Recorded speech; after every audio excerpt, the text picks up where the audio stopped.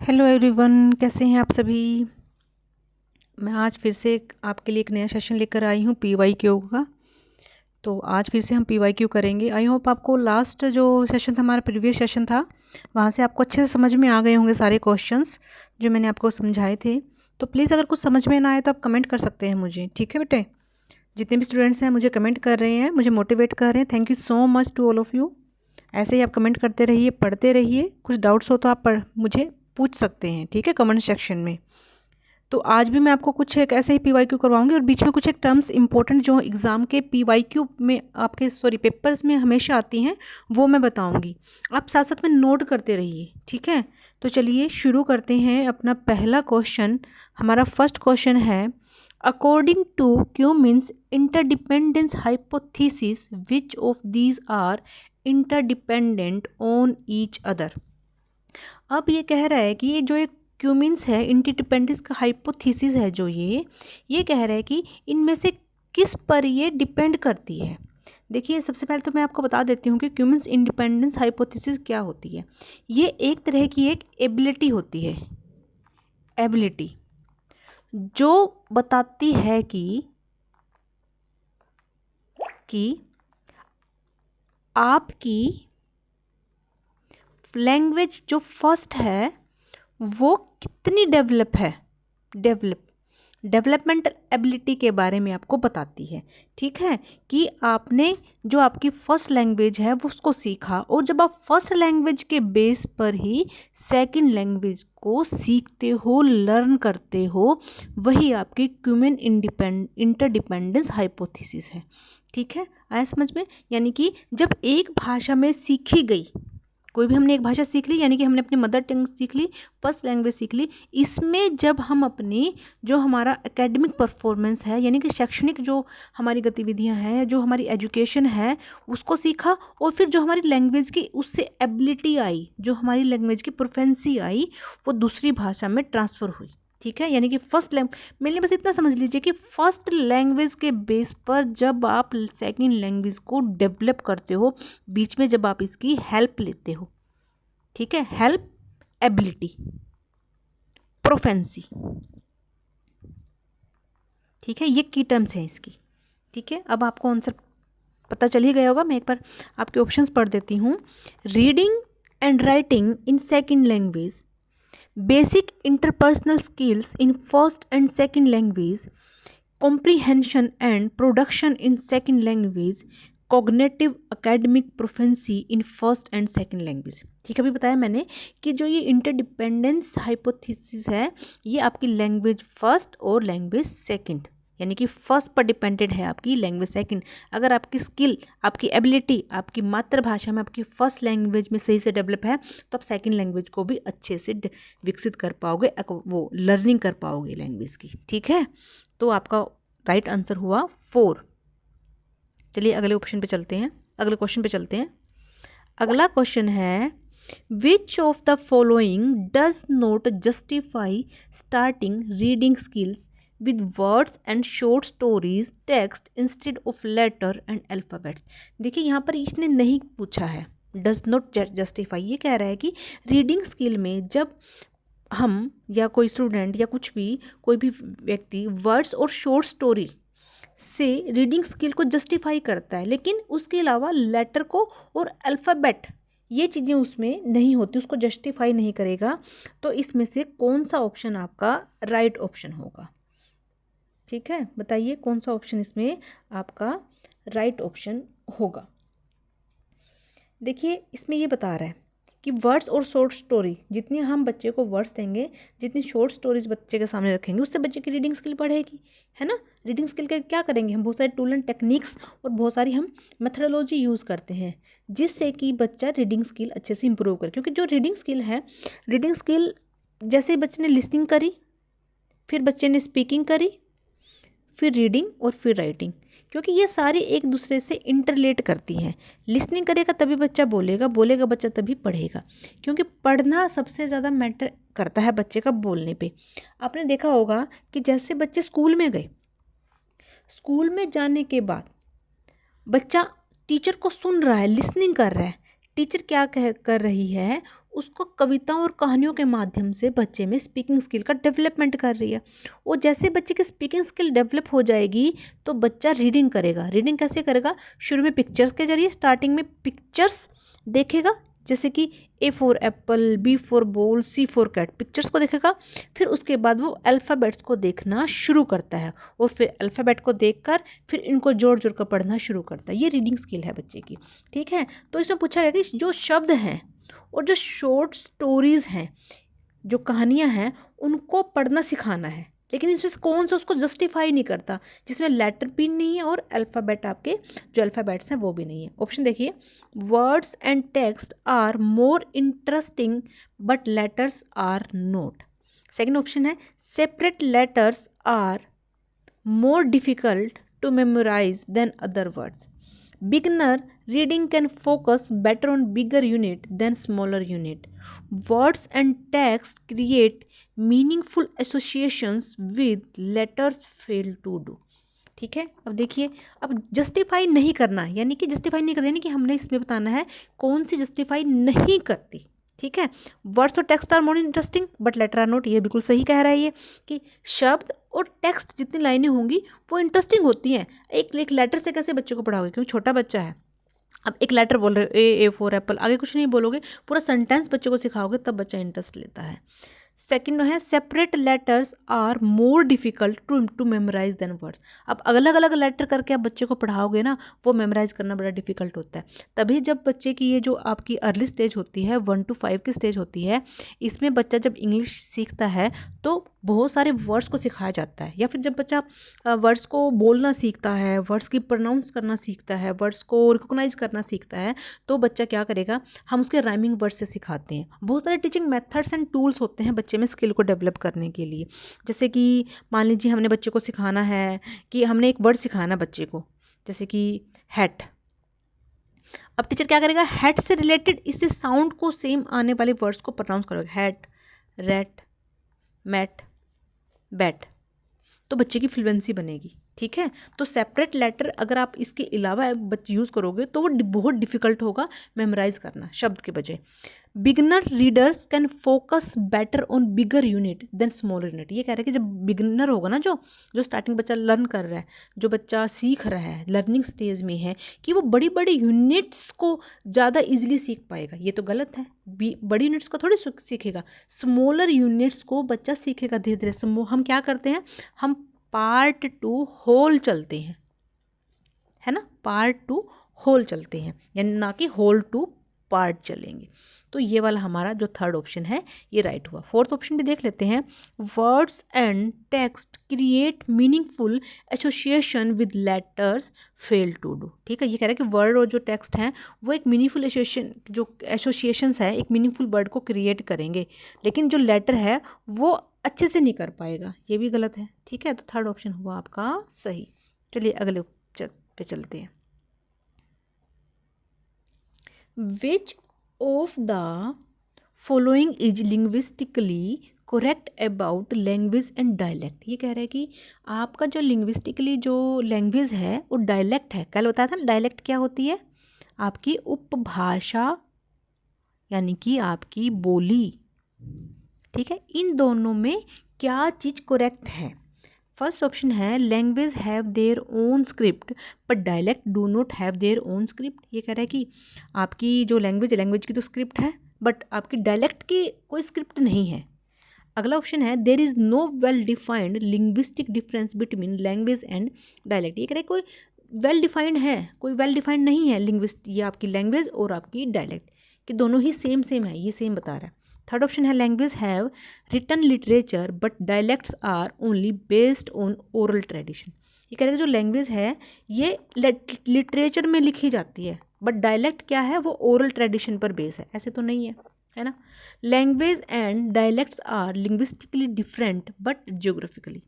अब ये भी सही नहीं है कि ये कह रहे हैं कि जो लैंग्वेज है और डायलेक्ट है वो उसके जोग्राफिकल बाउंड्रीज पर डिपेंड करती है, ठीक है, डिफरेंस है।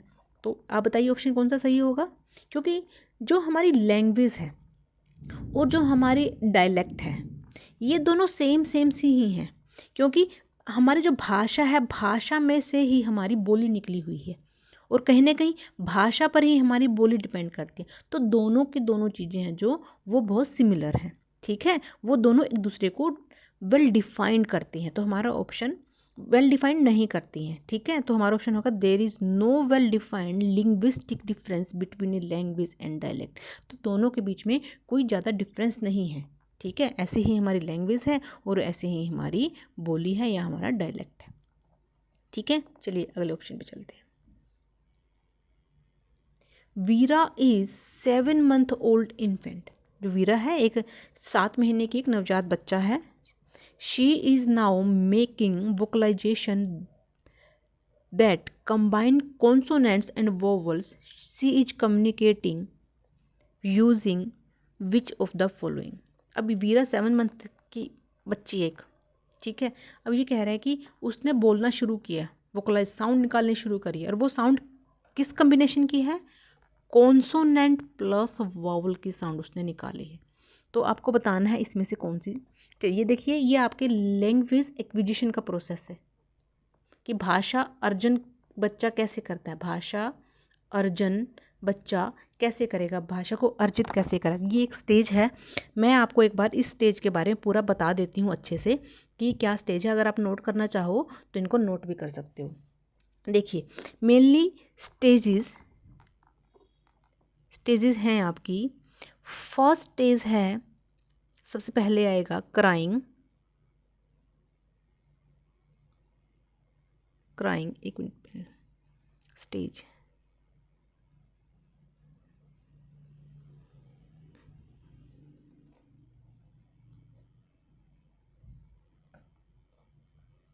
स्टेजेस। फर्स्ट स्टेज है क्राइंग। सेकंड स्टेज है आपकी कूइंग। इससे एग्जाम में बहुत बार क्वेश्चन आए हुए हैं, बहुत बार रिपीट होते हैं क्वेश्चन। थर्ड स्टेज है बेबलिंग।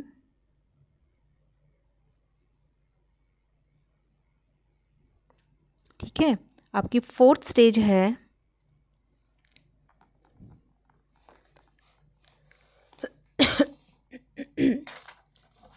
है वन वर्ड। वन वर्ड का एक नाम और है होलोफ्रेस्टिक।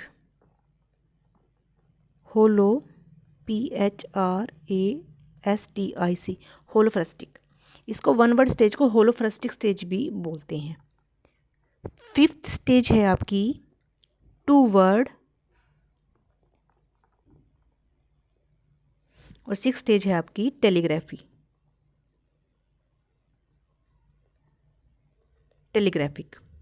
ठीक है, ये आपकी स्टेजेस हैं। इस स्टेज से क्वेश्चन, इसके बाद फिर आ जाता है पूरा सेंटेंस, फुल सेंटेंस बनाना, क्रिटिकल सेंटेंस बनाना। ठीक है, लेकिन आता है आपका सिक्स स्टेज तक ही है। देखिए, क्राइंग, जब बच्चा जन्म लेगा तो क्राई करेगा, रोएगा, रोना बच्चे को आता है। फिर आता है कूनिंग। जो कूनिंग स्टेज है, इस स्टेज में बच्चा वोवल की साउंड को बोलता है, यानी कि जैसे कि ऊ आ, ठीक है, इनकी साउंड को निकालेगा कूइंग में। वोवल साउंड बच्चा निकालता है। बेबलिंग, जो बेबलिंग स्टेज है, बेबलिंग स्टेज में वोवल तो साउंड निकाल ही रहा है बच्चा, कॉन्सोनेंट की साउंड यानी कि व्यंजन की साउंड भी निकालनी बच्चा शुरू कर देता है, जैसे कि पा पा पा, मा, इस तरह से। फिर वन वर्ड, होलोफ्रेस्टिक स्टेज। अब जो वन वर्ड वाली स्टेज है, इसमें बच्चा एक शब्द बोलना सीख जाता है। एक शब्द कैसे, जैसे कि पानी, ऐसे नहीं बोलेगा पानी दे दो, क्या पूछोगे ना बच्चे को क्या चाहिए, मानी, बस दे दो नहीं बोलेगा, मानी बोलेगा, पानी।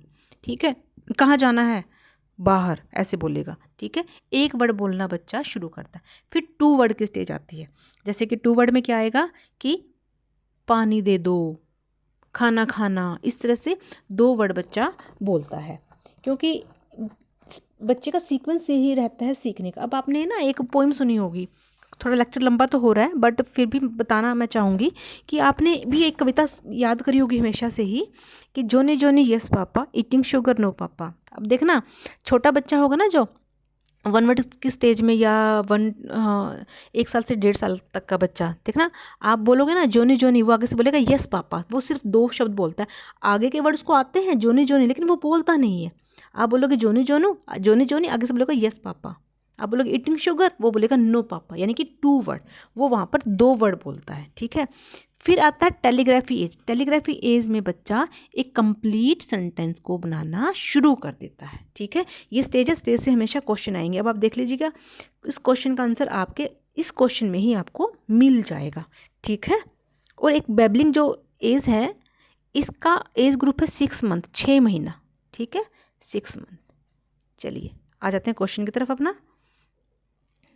बताइए क्या आंसर हुआ? कॉन्सोनेंट की और वोवल की साउंड का कॉम्बिनेशन। तो आंसर हो गया आपका बेबलिंग स्टेज। ठीक है, कूनिंग में वोवल सीखता है बच्चा, बेबलिंग में वोवल प्लस कॉन्सोनेंट की साउंड सीखता है। बेबलिंग का एज ग्रुप होता है 6 ईयर्स। चलिए अगले क्वेश्चन पे चलते हैं। What is productive vocabulary? देखिए, जो प्रोडक्टिव वोकैबुलरी है, इसके बारे में इसने पूछा कि प्रोडक्टिव वोकैबुलरी क्या होती है। अब जो प्रोडक्टिव वोकैबुलरी होती है, इस प्रोडक्ट के पहले मैं ऑप्शन पढ़ देती हूँ, फिर मैं आपको इसके बारे में अच्छे से समझाऊंगी। फर्स्ट ऑप्शन है words that we use in writing and speaking. Second option है words which are new to the reader. Third option है words which are recognized as we hear, words noticed when we read beyond the line. अब देखिए, अब आप बताइए पहले क्या answer होगा इसका प्रोडक्टिव वोकैबुलरी।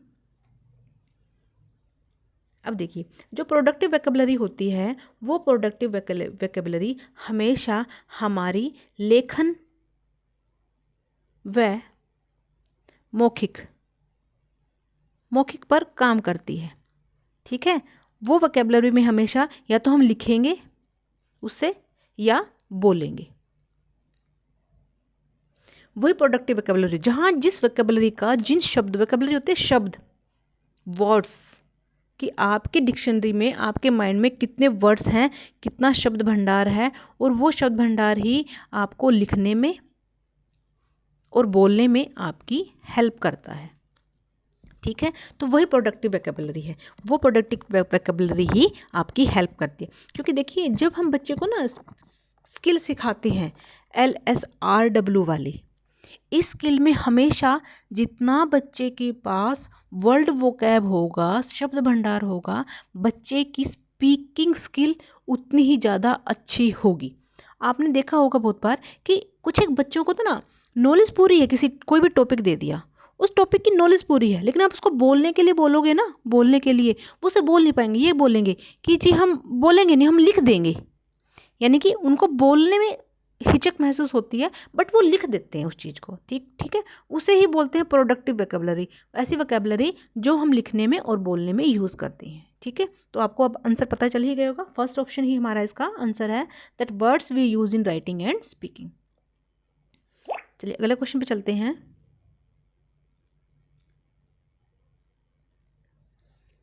अगला क्वेश्चन है, which of the following is not explained by concept of language acquisition device. अब लैंग्वेज एक्विजिशन डिवाइस किसने दिया था? नोम चॉम्स्की ने दिया था, आपको पता ही होगा। ठीक है, ये थ्योरीज हैं, थ्योरीज एक दिन एक सेशन में मैं अलग से करवाऊंगी, की पॉइंट से बता दूंगी बस, क्योंकि इस थ्योरी से हमेशा क्वेश्चन आता है। ठीक है, सबसे पहले तो यही कि जो लैंग्वेज एक्विजिशन डिवाइस है, उसका जो कॉन्सेप्ट है वो नोम चॉम्स्की ने दिया था। नोम चॉम्स्की ने ये कहा था, देखिए नोम चॉम्स्की ये कहा था कि बच्चा अपने अंदर भाषा सीखने की एक एबिलिटी लेकर आता है। यानी कि जन्म से ही बच्चे में भाषा सीखने की एक एबिलिटी, एक योग्यता होती है। फिर उसके बिहाफ पर, उसके बेस पर ही वो ग्रामर सीख लेता है, ग्रामर सीखता है। ठीक है, तो पूरा कॉन्सेप्ट मैं आपको बाद में बताऊंगी। चलिए अब इसमें से देखिए कौन सा वो एक्सप्लेन नहीं करता अपने कॉन्सेप्ट को लैंग्वेज एक्विजिशन डिवाइस में। Noam Chomsky, how children learn figurative language, why the linguistic output of children is more than the output they get, how children learn their first language, how children are able to learn language within a short span of 4 to 5 year.